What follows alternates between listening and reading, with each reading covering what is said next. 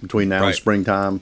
Need to call a roofing company if you think you got it. If your roof is starting to age, make sure you don't wait, because if it comes apart, you're paying, right? I mean, you need to come get ahead of that. Yep.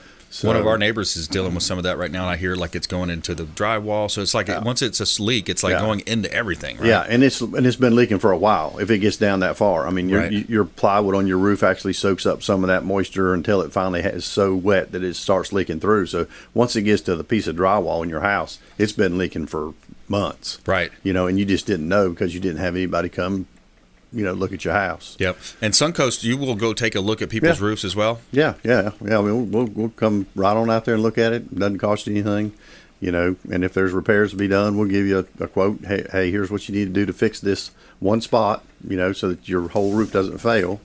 And let's get this taken care of now before next year comes and the roof fails.